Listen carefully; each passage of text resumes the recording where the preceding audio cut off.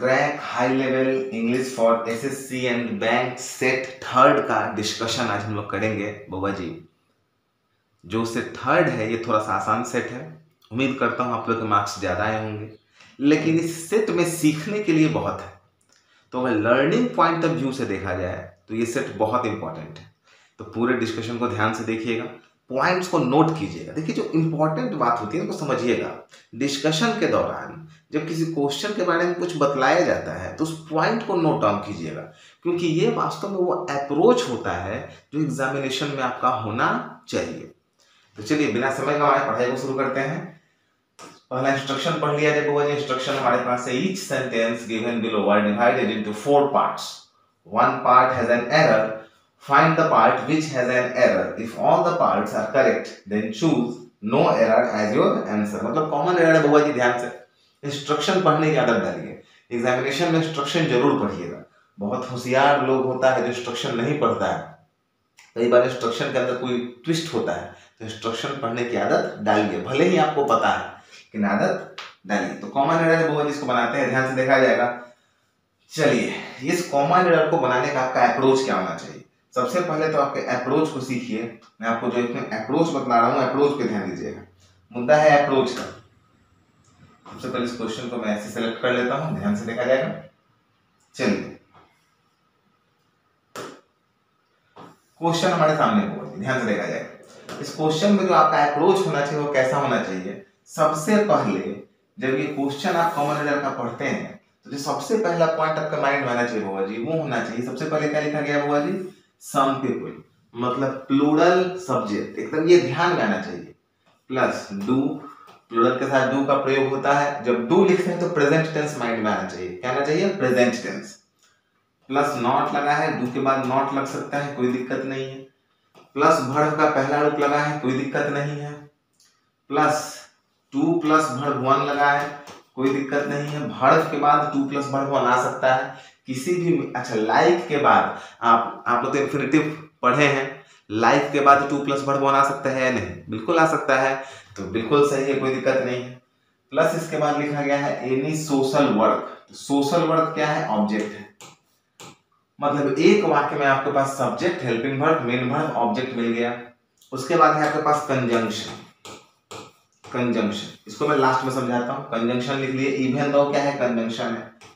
Plus दे क्या है, subject है। कैसा सब्जेक्ट है बाबा जी, प्लूरल सब्जेक्ट है। उसके बाद क्या लगा है बाबा जी, तो हैव लगा है।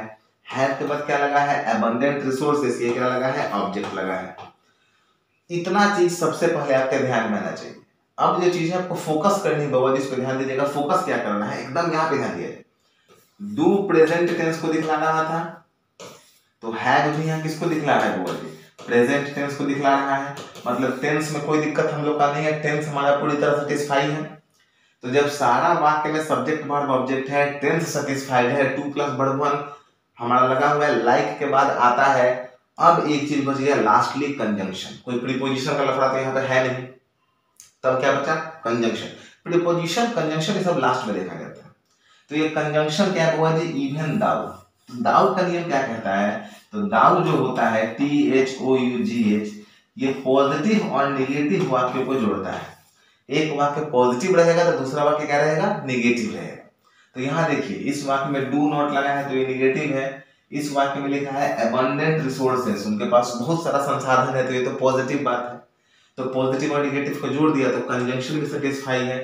तो पूरा सेटिस्फैक्शन है। जब हर लाइन सेटिस्फाइड हो रहा है तो आंसर क्या होना चाहिए बाबा जी, नो एरर। इस लाइन में कोई गलती नहीं है, इस लाइन में कोई एरर नहीं है, पूरी तरह ये लाइन एरर फ्री है।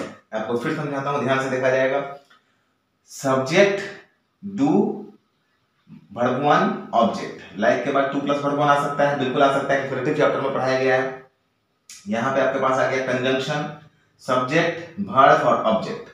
सब्जेक्ट वर्ब एग्रीमेंट हमने देख लिया, सब्जेक्ट प्लूरल है तो हमारा वर्ब प्लूरल है। टेंस हमने देख लिया, दोनों तरफ प्रेजेंट है, कोई लफड़ा है नहीं। लास्टली देखेंगे कंजंक्शन, पॉजिटिव और नेगेटिव है, वाक्य सही है, नो एरर।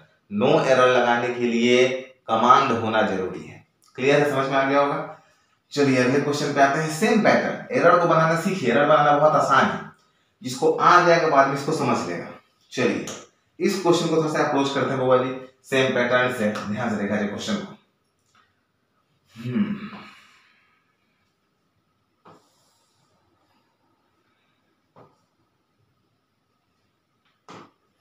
चलिए क्वेश्चन आपके सामने आ गया, ध्यान से देखा जाए। लिखा हुआ है बुआ जी, it is advisable that each time you encounter such a situation keep you cool. कुछ एक्स्ट्रा नहीं सोचना है, कुछ एक्स्ट्रा सोचना नहीं है, सोचेंगे तो नंबर कट जाएगा। जैसे मैंने आपको अप्रोच बतलाया बिल्कुल वही अप्रोच होना चाहिए। सबसे पहले आप देखते हैं इट लगा है सब्जेक्ट, सब्जेक्ट के बाद लगा है इज वर्ब। सब्जेक्ट सिंगुलर है, एसएस लिख देता हूं। वर्ब भी क्या है, सिंगुलर है, सेटिस्फाइड है। उसके बाद एडवाइसेबल एडजेक्टिव लगा है। क्या इज एम-आर के बाद एडजेक्टिव आ सकता है? क्या हेल्पिंग वर्ब के बाद एडजेक्टिव आ सकता है? बिल्कुल आ सकता है। हम लोग कहते हैं it is nice, it is fine, यानी कि लाइन बिल्कुल सही है। उसके बाद जो दैट है ये क्या है बउआ जी, कंजंक्शन है। उसके बाद ईच टाइम क्या है बउआ जी, सब्जेक्ट है। नहीं sorry, each time sorry each time जो है बउआ जी आपका एडवर्ब है। ठीक है, ध्यान से देखा जाएगा। एडवर्ब के बाद आपका यू क्या है, सब्जेक्ट है। उसके बाद जो वर्ब है इनकाउंटर्ड वर्ब, ये पास्ट में लिखा गया है, ध्यान दीजिएगा। ऊपर ये वर्ब प्रेजेंट में था और इनकाउंटर्ड पास्ट में लिखा गया है, प्लस ऑब्जेक्ट है। ठीक है, उसके बाद फिर से यहाँ पे लिखा गया है कीप, ये वर्ब है। ये वर्ब किसमें है बउआ जी, प्रेजेंट में है। अब देखिए कहानी यही बन गया, बहुत ज्यादा सोचना नहीं है, एक्स्ट्रा दिमाग खपाना ही नहीं है। हमें वर्ब मिला, एक वर्ब यहाँ मिला कीप, एक वर्ब यहाँ मिला इनकाउंटर्ड और एक वर्ब यहाँ मिला इज। ध्यान से मेरी बात को समझिएगा, इज, एनकाउंटर्ड और कीप, 3 वर्ब मिला। कभी भी अगर आपको कोई ऐसा वाक्य मिल रहा है जिसमें 3 वर्ब है, तो अगर एक वर्ब प्रेजेंट में है, दूसरा वर्ब पास्ट में है और तीसरा वर्ब प्रेजेंट में है, फिर से ध्यान से देखिएगा, तीसरा वर्ब आपका प्रेजेंट में है, तो इसको हम लोग कहते हैं मेजॉरिटी ऑफ वर्ब। तो ये दोनों प्रेजेंट सही होगा, पास्ट वाले को गलत करेंगे, पास्ट वाले को प्रेजेंट में बदल देंगे। ध्यान से देखा जाएगा, कभी भी अगर कोई वाक्य आपके पास ऐसा आता है जिसमें 2 से ज्यादा वर्ब है, 2 से ज्यादा वर्ब है, ठीक है, आमतौर पे नियम हमारा लगता है जो संख्या ऑड होती है, 3 है 5 है, तो जो मेजॉरिटी ऑफ वर्ब है, खासतौर से अगर वो 3 है तो जो मेजॉरिटी में है वो सही होता है और जो उसके अलग होता है वो गलत हो जाता है। जैसे इस सवाल में हमारे पास बउआ जी पहला वर्ब हमारे पास बउआ जी आया इज, ये प्रेजेंट है। दूसरा वर्ब आया एनकाउंटर्ड, ये पास्ट है। तीसरा वर्ब आया कीप, ये प्रेजेंट है।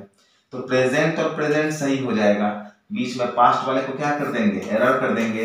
एनकाउंटर्ड की जगह क्या होना चाहिए, एनकाउंटर होना चाहिए। ये अप्रोच याद रखिएगा, बहुत काम करेगा। इसमें और ज्यादा कुछ सोचना ही नहीं है। मैं अभी आपको थ्योरी नहीं पढ़ा रहा हूँ, मैं यहाँ पे थ्योरी पढ़ाता तो मैं काफी नियम को यहाँ पे बतलाता, मैं थ्योरी नहीं पढ़ा रहा हूँ, मैं सीधे आपको बतला रहा हूँ कि अप्रोच कैसे करना है एग्जामिनेशन में।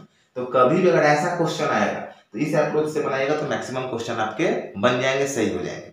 क्लियर है? चलिए समझ में आ गया होगा दूसरा क्वेश्चन भी। तीसरे क्वेश्चन पे आते हैं। सेम अप्रोच, सेम नियम को सेम तरीका से समझा जाए। एक्सीडेंट्स यूजुअली रिजल्ट इनटू, यहाँ पे एक पॉइंट मैं आपको बताता हूँ, यहाँ पे आपको नोट करना होगा बउआ जी, थोड़ा सा ध्यान से देखा जाए आप लोग। चलिए, एक पहले तो ये जो वर्ड लिखा गया है बउआ जी रिजल्ट इनटू, ये वर्ड नहीं होता है जिंदगी में, जहां देखिए काट दीजिए। होता क्या है बउआ जी, तो होता है बउआ जी रिजल्ट इन, ये होता है। लेकिन रिजल्ट इन का इस्तेमाल कहाँ करते हैं तो मैं आपको बतलाता हूं ध्यान से। एक सेंटेंस में आपको देता हूं, his hard work resulted in his success. His hard work resulted in his success.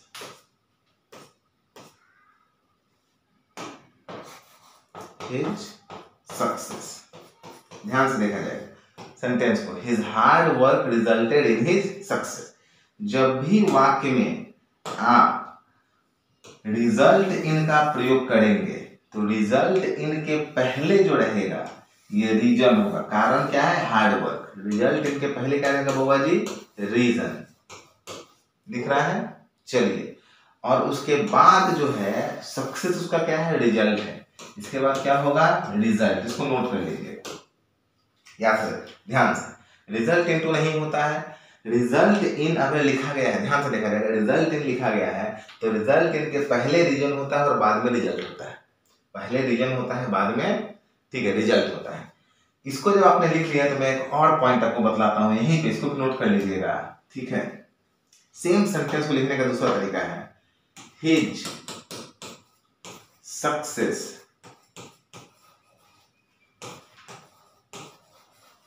resulted from hard work। अब ये लाइन पढ़ लिया जाए, यहां पे मैंने इस्तेमाल किया हुआ है रिजल्ट फ्रॉम का, रिजल्ट फ्रॉम। जब रिजल्ट फ्रॉम लिखिएगा तो ध्यान दीजिए इसके पहले जो आपने लिखा है ये क्या है, रिजल्ट है, और इसके बाद जो आपने लिखा है वो क्या है, रीजन है। बहुत इंपॉर्टेंट पॉइंट है, वो ही ध्यान दीजिएगा, ठीक है। बस ध्यान से पहले दोनों लिख लीजिए और दोनों को समझिए। रिजल्ट फ्रॉम जब लिखा जाएगा तो पहले जो होगा परिणाम होगा, बाद में जो होगा उसका कारण होगा। लेकिन रिजल्ट इन जब लिखिएगा तो पहले जो होगा वो कारण होगा, बाद में जो होगा वो परिणाम होगा। और रिजल्ट इनटू तो होता ही नहीं है, रिजल्ट इनटू होता ही नहीं है। तो ये अगर आपने लिख लिया है तो आपको समझ में आ गया होगा। अपनी पढ़ाई पे हम लोग चलते हैं, ठीक है, ध्यान से देखा जाए। सॉरी,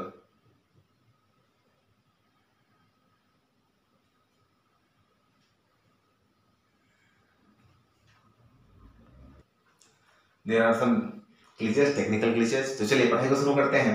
यहाँ पे ध्यान से देखा जाएगा। तो अब इस सवाल को आप ध्यान से देखते हैं तो आपको साफ साफ तौर पे दिख रहा है, सॉरी,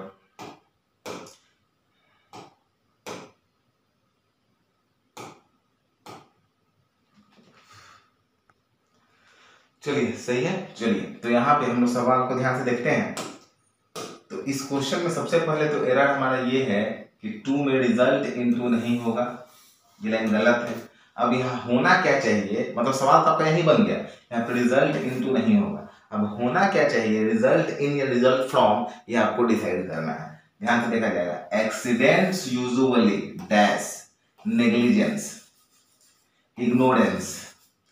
तो ये बताइए एक्सीडेंट के कारण आपका नेग्लिजेंस होता है कि नेग्लिजेंस के कारण एक्सीडेंट होता है। तो एक्सीडेंट तो परिणाम है ना, रिजल्ट जो उसका कारण है वो क्या है, नेग्लिजेंस, ध्यान नहीं देना। तो यहाँ पे रिजल्ट इनटू काट के सही क्या कर देना होगा, फ्रॉम। क्या हो जाएगा, रिजल्ट फ्रॉम। फिर से समझ लीजिए रिजल्ट फ्रॉम क्यों लगा गया, क्योंकि रिजल्ट ऊपर है, उसका कारण नीचे है। तो रिजल्ट इन का यूज कहाँ करना है, रिजल्ट फ्रॉम का यूज कहाँ करना है, आपको समझ में आ गया होगा। तो देख लीजिएगा, रिजल्ट इनटू होता ही नहीं है, कुछ चीजों को याद करना पड़ता है, सवाल बनने शुरू हो जाते हैं। अगले क्वेश्चन पे आते हैं, ध्यान से देखा जाए। He asked me that was direct सीधा नैरेशन से क्वेश्चन है। अगर किसी ने नैरेशन को थोड़ा सा भी ध्यान से पढ़ा होगा उसको पता होगा कि दैट और व्हाट एक साथ नहीं लगाते हैं, WH वर्ड और दैट एक साथ नहीं आता है। जब भी सवाल का शुरुआत he asked, he told, he said ऐसा हो जाए तो समझ लीजिएगा कि नैरेशन का क्वेश्चन है। दैट और व्हाट एक साथ नहीं आते हैं, ऐसे मौके पे दैट को हटा दिया जाता है, आंसर हो जाएगा 1। यहाँ पे एरर हो जाएगा। नैरेशन चैप्टर का क्वेश्चन है, ध्यान से देखिएगा, समझ में आ जाएगा। क्लियर है। चलिए अगले रूल पे हम लोग आते हैं बाबा जी। This orphanage had founded by some noble souls for the welfare of the poor and disabled people। फिर हम लोग वही नियम लगाएंगे जो हम लोग अक्सर लगाते हैं, ध्यान से। सबसे पहले देखेंगे यहाँ पे ये सब्जेक्ट है, सब्जेक्ट के बाद हैड लगाया गया है पास्ट में, हैड के बाद लगाया गया फाउंडेड, और यहाँ पे आ गया है बुआ जी प्रीपोजिशन। ध्यान से देखा जाएगा, बहुत ज्यादा इंपॉर्टेंट बात है, बहुत ज्यादा समझने वाली बात है। मैं फिर से आपको यहाँ पर समझाता हूँ, ध्यान से सवाल को देखा जाएगा। जब भी वर्ब के तुरंत बाद प्रीपोजिशन आ जाए, जब भी वर्ब के तुरंत बाद प्रीपोजिशन आ जाए तो वो आमतौर पे पैसिव वॉइस होता है। सवाल को देखा जाएगा, ये है हमारा बुआ जी वर्ब, ध्यान से देखा जाएगा, हैड फाउंडेड, ठीक है, ये आपका वर्ब है, हैड फाउंडेड। उसके बाद आ गया है बाय। जैसे ही मेन वर्ब के बाद, जैसे ही मेन वर्ब के बाद प्रीपोजिशन आता है तो आपको लाइन याद रखना होगा, mango is eaten by Ram. बुआ जी पैसिव वॉइस, शुद्ध पैसिव वॉइस। तो जैसे यहाँ फाउंडेड यानी वर्ब के बाद हैड के बाद फाउंडेड आया, फाउंडेड के बाद मुझे जैसे दिखा कि ये तो बाई, ये तो पैसिव वॉइस आ रहा है, यहीं पे ध्यान में आपको आना चाहिए कि अब ये पैसिव वॉइस का स्ट्रक्चर है। तो पैसिव वॉइस में हैड प्लस वर्ब 3 नहीं आता है, ध्यान से देखा जाएगा। पैसिव वॉइस का स्ट्रक्चर है ऑर्फेनेज हैड फाउंडेड। फाउंडेड कौन हुआ है? फाउंड का प्रभाव कहाँ पड़ रहा है? पीछे की ओर, ऑर्फेनेज पे। जब प्रभाव पीछे की ओर जाता है तो वो कौन सा वॉइस होता है? पैसिव वॉइस होता है, एक्टिव वॉइस नहीं होता है। मैं फिर से आपको समझा रहा हूँ, ध्यान से समझिएगा पॉइंट को। एक सेंटेंस में ऐसा लिखता हूं, राम एट्स मैंगो। इस लाइन में खाने का प्रभाव आम पे पड़ रहा है। मैं दूसरा लाइन लिखता हूं, mango is eaten by Ram. यहां पे भी खाने का प्रभाव आम पे ही पड़ रहा है, लेकिन ये एरो देखिएगा, एरो अगर आपके राइट हैंड की तरफ जा रहा है तो एक्टिव वॉइस है, एरो आपके लेफ्ट हैंड की तरफ आ रहा है तो वो पैसिव वॉइस, याद रखा जाएगा। तो अगर सेम इस क्वेश्चन को आप ध्यान से देखेंगे तो फाउंडेड क्या हुआ है? फाउंड क्या हुआ है? ऑर्फेनेज। तो प्रभाव तो पीछे की ओर जा रहा है ना, प्रभाव उल्टी दिशा में जा रहा है, पीछे की ओर आ रहा है, तो पैसिव वॉइस है, आगे बाई भी लगा है। तो पैसिव वॉइस में बउआ जी हैड प्लस वर्ब 3 नहीं होता है, had plus been plus verb 3 होता है। अब इसको सुधारने का दो तरीका है, या तो आप इसको this orphanage had been founded कर दीजिए तो भी वाक्य सही हो जाएगा, या इसको ज्यादा बेहतर करना है तो पूरा ये हैड वाला लफड़ा हटा ही दीजिए और सिर्फ यहाँ पे हैड को हटा के वाज कर दिया जाए तो भी ये सही हो जाएगा, क्योंकि वाज वेयर के बाद तो वर्ब 3 लगता ही है ना पैसिव वॉइस में। तो दिस ऑर्फेनेज वाज फाउंडेड, और ये ज्यादा सही होगा, क्योंकि हैड बीन यानी कि जब आपने टेंस पढ़ा होगा, टेंस एडवांस लेवल, तो आपको ध्यान में होगा कि हैड बीन पास्ट परफेक्ट का प्रयोग हर जगह नहीं करते हैं, उसके लिए सपोर्ट में एक सिंपल पास्ट चाहिए। जिन लोगों ने टेंस का वीडियो नहीं देखा होगा, टेंस का वीडियो देख लेंगे, टेंस के वीडियो में पॉइंट बतलाया गया है, बहुत इंपॉर्टेंट है। तो ऑर्फेनेज के बाद हैड बीन भी कर सकते हैं, सो यहाँ के लिए तो सवाल आपका बन ही जाएगा, लेकिन भविष्य के लिए याद रखा जाएगा हैड बीन तो पास्ट परफेक्ट हो रहा है, तो पास्ट परफेक्ट से बेहतर क्या होगा? वहां पे वाज कर दीजिएगा तो वाज फाउंडेड हो जाएगा, तो ज्यादा बेहतर होगा। पास्ट परफेक्ट का वाक्य में अकेले इस्तेमाल नहीं किया जाता है, टेंस के वीडियो को देखेंगे तो ये पॉइंट समझ में आ जाएगा। मतलब इसमें एरर आपका हो जाएगा सेक्शन 1 में, क्लियर है? चलिए अगले क्वेश्चन पे आते हैं। अच्छा, इंस्ट्रक्शन, मतलब ये 5 सवाल हो गया होगा एरर का, 5 में 5 आप लोग को आ जाना चाहिए था बउआ जी। चलिए, the questions given below, a sentence is given with one blank. Below each sentence 4 words are given, out of which one can fit into the sentence. You have to choose the word which can coherently fit into the given sentence. कुल मिला के fillers है, fillers को देखा जाए, बनाया जाए। मैं जल्दी ही सिंगल फिलर में मैं आपको सेट में दे रहा हूं, जल्दी ही डबल फिलर ट्रिपल फिलर में आऊंगा। चलिए देखा जाए। यहाँ पे आंसर आप लोग का जो आया हो मैं समझाता हूँ, थोड़ा सा ध्यान से देखा जाएगा, ठीक है? लास्ट में यहाँ पे द लिखा हुआ है, लग रहा है वीडियो में सेक्शन कट रहा है, ये लिखा हुआ है द, THE द, ठीक है? ध्यान से देखिएगा, हल्का सा वीडियो में स्लाइड है, ट्विस्टेड, ध्यान से देखा जाएगा। The A violent past encountered of the 2 super Jupiters may be the dash of the mess in this planetary system.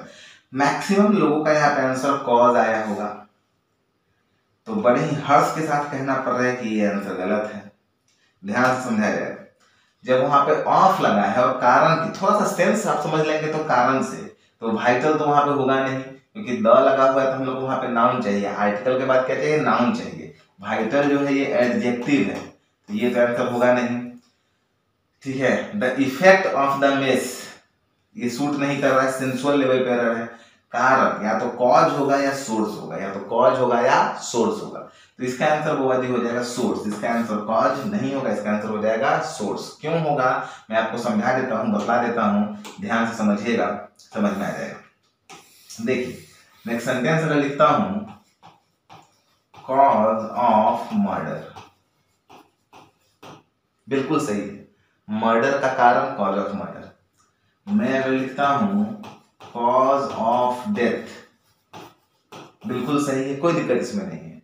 लेकिन अगर मैं लिखता हूं कॉज ऑफ रिवोल्ट, RIOT, दंगा का कारण, तो ये गलत है। इससे बेहतर होगा कि मैं यहां पे लिख दूं बाबा जी सोर्स ऑफ रिवोल्ट, जब आप पार्टिकुलर किसी एक पॉइंट की बात करते हैं, पता है कि क्या घटना घटी है, ठीक उस घटना की बात करते हैं, तो कॉज वर्ड का इस्तेमाल ज्यादा बेहतर होता है।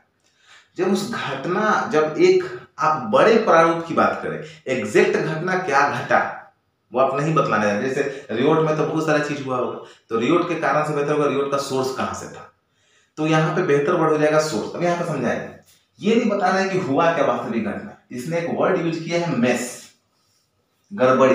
वो गड़बड़ी क्या है आपको पता नहीं चल रहा है।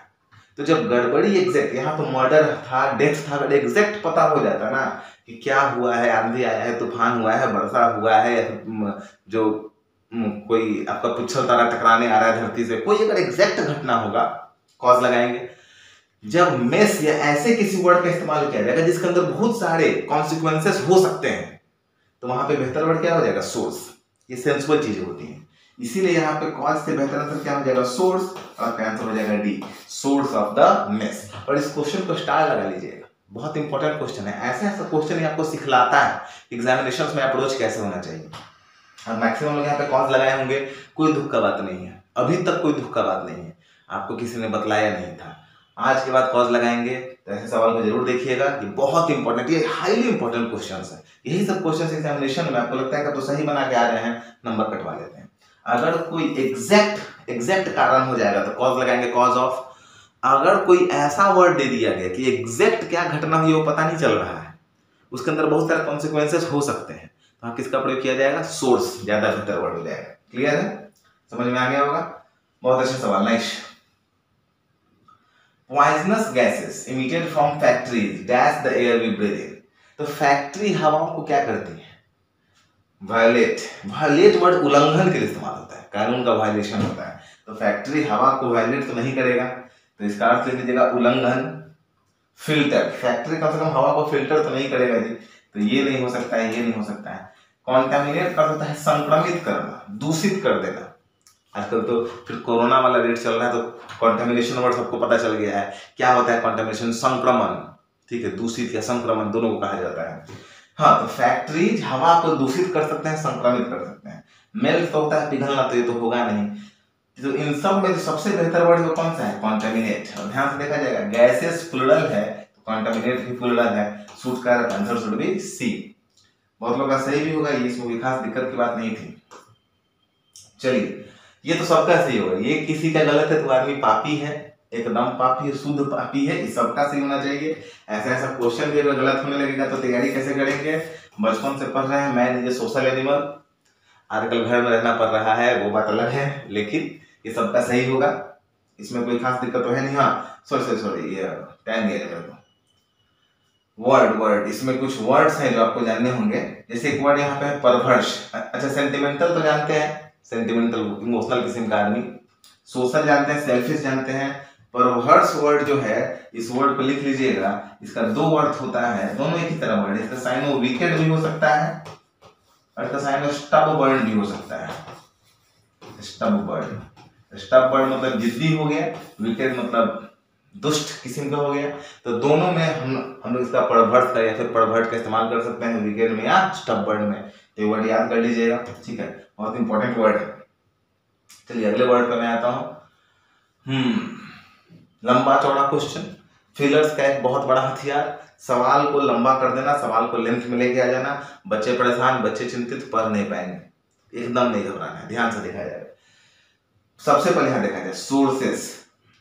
सोर्स जो वर्ड है ना, सोर्स ऑफ होता है, सोर्स फॉर नहीं होता है, कट गया। फाइंडिंग्स ऑफ होता है, कट गया। एविडेंस ऑफ भी होता है, फॉर भी होता है।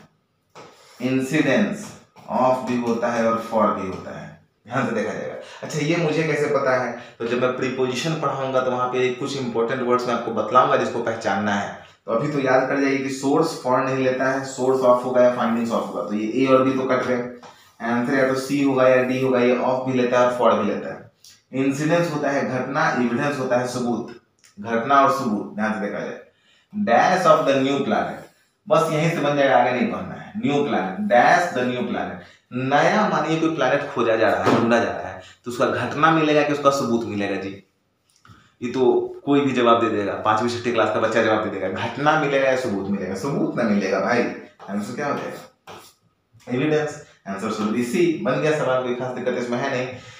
ये आपसे अगर नहीं बना होगा तो इसका कारण होगा प्रीपोजिशन। तो प्रीपोजिशन जल्द ही मैं स्टार्ट करने वाला हूँ। आपके पास पार्टिसिपल का वीडियो गया हुआ है, पार्टिसिपल का 2nd क्लास होगा। पार्टिसिपल समाप्त करने के बाद एक दिन हम लोग प्रैक्टिस कर लेंगे, जो पूरा वर्ब हमने पढ़ाई किया था, जिसमें मॉडल्स हो जाएगा, इनफाइनाइट्स हो जाएगा। और उसके बाद या तो कंजंक्शन स्टार्ट करूंगा या एडवर्ब या प्रीपोजिशन, तीनों में से कोई भी देखता हूँ। हड़बड़ा के स्टार्ट नहीं कर दूंगा, देखता हूँ सिचुएशन के अनुसार, क्योंकि छुट्टी तो लंबा हो गया ना, लगभग 15 मई तक का है और हम लोग 30 मई लेके चल रहे हैं। तो घर पे रह के सिलेबस को बर्बाद तो नहीं किया जाएगा ना। सिलेबस देखिए, पढ़ लेंगे तो फिर पढ़ाई यहाँ हो जाएगा, तो क्लासरूम में प्रैक्टिस करेंगे ना, प्रैक्टिस करके रिजल्ट दिया जा सकता है। तो एडवर्ब, प्रीपोजिशन या कंजंक्शन में से कोई एक स्टार्ट करूंगा। प्रीपोजिशन पढ़ने के बाद ये सब थोड़ा सा इजी हो जाएगा आराम से, हर एक चैप्टर इंपॉर्टेंट है। आइए अगले क्वेश्चन पे। ये लिखा है, वो पहले ऑप्शन को देखते हैं। पहला ऑप्शन बोलिए री इन्वेस्टिगेट। इन्वेस्टिगेट होता है जांच पड़ताल करना, री इन्वेस्टिगेट दोबारा जांच पड़ताल करेगा। ये है एग्रीगेट, ये तो बराबर कहते हैं ना एग्रीगेट। इनोवेट, कुछ नया ढूंढते हैं तो खोज करते हैं, तो एक्सेलरेट, बढ़ा देना। अच्छा देखा जाए 2 के बाद हमको चाहिए बाबा जी वर्ब 1। एग्रीगेट जो है बाबा जी, ये वर्ब भी होता है, एडजेक्टिव भी होता है। एग्रीगेट वैल्यू हो सकता है, वर्ब में भी इसका इस्तेमाल होता है। एटी है, वर्ब हो सकता है, ये भी वर्ब है, ये भी वर्ब है, ये भी वर्ब हो सकता है। अब आगे देखते हैं, ठीक है। Lagrange and her team have already called for researchers को बुलाया गया है to dash the dynamics of the beta Petri system in light of this recent discovery। recent discovery, तो भाई डिस्कवरी को आप क्या कर सकते हैं, उनको बुलाया गया है। तो डिस्कवरी को आप एक्सेलरेट तो नहीं करेंगे, किसी खोज को एक्सेलरेट तो नहीं करेंगे। बस देखिए नाउन को पकड़ा जाए, वर्ब का प्रभाव किस पे पड़ेगा? ऑब्जेक्ट पर। ऑब्जेक्ट पकड़ेंगे बन जाएगा। अच्छा डिस्कवरी को इनोवेट तो नहीं करेंगे, दोनों साइनो है। डिस्कवरी ऑलरेडी हो चुका है तो उसको इनोवेट कहां से करेंगे? एग्रीगेट करने से बेहतर है कि री इन्वेस्टिगेट करेंगे। हम लोग क्या करेंगे? डिस्कवरी को री इन्वेस्टिगेट। सही है या नहीं है? तो ये पूरा सेंस से बन रहा है। आंसर शुड बी क्या हो जाना चाहिए? वो री इन्वेस्टिगेट, यानी कि आंसर होना चाहिए 1। समझ में आ गया होगा? चलिए, एक्चुअली क्या होता है कि जब तक आप लोग सवाल नहीं करते हैं ना, तो ऐसा फील होता है सामने वाले को कि नहीं समझ में आ रहा होगा आप लोग को। तो हम लोग एक एक पॉइंट, एक एक एग्जांपल देके निकल जाते हैं। अगर यही क्लासरूम होता तो आप पूछते तो मैं 2-3 और एग्जांपल्स देता, तो थोड़ा सा वो आदमी मिस कर रहा है। उम्मीद करता हूँ आप भी मिस कर रहे होंगे। ठीक है, खैर जैसे हो, पढ़ाई चलना चाहिए। ठीक है, हाँ बउआ जी क्वेश्चन देखा जाए। इंस्ट्रक्शन है, in each of the following questions a grammatically correct and meaningful sentence is given with 4 words given in bold in each. Which of the following words should replace each other to form a meaningful and grammatically correct sentence? The meaning can be different from one in question। बहुत ये नया type का question है, पढ़ना होगा, समझना होगा। पहले समझाया बहुत ये एक सेंटेंस दिया गया है, इसमें आपको 4 वर्ड दिए गए। बहुत ध्यान से देखा जाएगा। पहला वर्ड है यहाँ पे एक्सपेंशन, दूसरा वर्ड है वो जी फिनोमिनन, तीसरा वर्ड यहाँ पे दिया गया वो जी अनकंट्रोल, चौथा वर्ड दिया गया वो यहाँ पे पास रिलेटिवली। अब इन चारों वर्ड का पेयरिंग किया गया है कि ये चेंज करके आप इस वाक्य को मतलब आप मीनिंगफुल कीजिए। ऐसे वाक्य में थोड़ा सा मीनिंग नहीं निकल पाएगा। ए को बी से बदल सकते हैं, ए को डी से, ए को सी से, बी को डी से बदल सकते हैं। देखिए इसको बनाने का तरीका क्या होता है। बहुत आसान क्वेश्चन है, बहुत आसान क्वेश्चन है। इसको बस अप्रोच आपको आना चाहिए। देखिए ध्यान से कैसे बनेगा। यहाँ पे लगा है बुआ ए, ध्यान से देखा जाएगा, दे आर ए एक्सपेंशन। अच्छा ए को तो चेंज नहीं करना है, ये दूसरे कलर से है। एक्सपेंशन यहाँ नहीं होगा क्योंकि यहाँ पे लगता तो एन लगता। एक्सपेंशन यहाँ नहीं होगा क्योंकि अगर एक्सपेंशन होता तो एन होना चाहिए। एक्सपेंशन तो कट गया, यानी कि ए को बदलना है। तो ए को बदलना है तो आंसर या तो ए होगा या बी होगा या सी होगा। तीनों में ए बदला हुआ है, बी सी और डी से। ये तो आंसर नहीं होगा। ध्यान से देखा जाएगा। अब देखा जाए, अब इसके बाद लिखा गया है रीसेंट फिनोमिनन। ठीक है, ध्यान से देखा जाएगा रीसेंट। अब रीसेंट जो वो जी एडजेक्टिव है। रीसेंट क्या है? एडजेक्टिव है। रीसेंट के बाद क्या चाहिए? नाउन चाहिए। तो हमको ये फिनोमिनन यहाँ पे लिखा हुआ है, ये नाउन है, अगर हम ए को बी से बदलते हैं, ध्यान से देखा जाएगा, तो आंसर आपका क्या हो जाएगा, they are a phenomenon recent expansion pointing to the role of uncontrolled economic relativity। ठीक है, चलिए ध्यान से, गड़बड़ हो रहा है। कैसे गड़बड़ हो रहा है बुआ जी? ध्यान से, क्योंकि अगर एक्सपेंशन को आगे ला रहे हैं तो उतना अर्थ नहीं हो रहा। ध्यान से देखें, ये जो एडजेक्टिव है बुआ जी, एडजेक्टिव के आगे एडवर्ब हो सकता है कि नहीं? बिल्कुल हो सकता है। एडजेक्टिव को कौन क्वालिफाई करता है? एडवर्ब करता है। तो अब इस डी को उठा के आप ए के पास लेके जाइए और देखिए सेंटेंस कैसे बनेगा। सेंटेंस क्या बन जाएगा आपका बुआ जी, they are relatively recent phenomenon बन गया, pointing to the role of uncontrolled economic expansion. और कैसे बना? इकोनॉमिक क्या था? एडजेक्टिव था, एडजेक्टिव के बाद क्या चाहिए? नाउन चाहिए, तो एक्सपेंशन को उठा के नाउन की जगह रख दिए। कैसे बन रहा है मैं फिर समझाता हूँ, ध्यान से समझिएगा। शुद्ध सवाल ग्रामर से बनेगा। पहले मैं ए को बी से बदल लेंगे, तो मैंने देखा कि ए के बाद हमको यहाँ पे नाउन चाहिए, फिनोमिनन लेके आ रहा हूं, तो दे आर अ फिनोमिनन। ठीक है, ध्यान से देखा जाएगा, दे आर अ फिनोमिनन। थोड़ा सा दिक्कत का बात है यहाँ पे, ठीक है। दे आर अ फिनोमिनन के बाद मैं लिख रहा हूँ रिसेंट, तुरंत नाउन के बाद एडजेक्टिव, थोड़ा सा गड़बड़ लग रहा है। एडजेक्टिव का होना चाहिए नाउन के पहले, मगर फिनोमिनन को लेके आगे आऊंगा तो गड़बड़ हो जाएगा। रिसेंट जो है ये एडजेक्टिव, एडजेक्टिव नाउन के पहले होता है, नाउन के बाद नहीं होता है। तो अब हमको यहाँ पे क्या चाहिए? तो एडजेक्टिव के पहले एक वर्ड है, एडवर्ब आ सकता है, तो हम डी को यहाँ लेके गए और ए को यहाँ लास्ट में रख दिए। अब देखते हैं कि यहाँ पे क्या है, आईसी, मतलब ये एडजेक्टिव है, ये एडजेक्टिव है, एडजेक्टिव के बाद क्या हो सकता है? नाउन। तो यहाँ पे एक्सपेंशन आके शूट कर गया और ये एडवर्ब आगे चला गया एडजेक्टिव के, तो एडवर्ब, एडजेक्टिव और नाउन सेटिस्फाई हो गया, तो ए और डी को बदलना होगा, आंसर शुड बी बी। समझ में आया कैसे बना? शुद्ध पार्ट्स ऑफ स्पीच से। अच्छा, अगले क्वेश्चन को देखते हैं, हो सकता है आपको समझ में आ जाए जल्दी, ध्यान से देखा जाएगा। चलिए, unsustainability points to the devastation of the so-called Kerala model, a term used to describe the economic policy underpinning the state's recent growth and development history।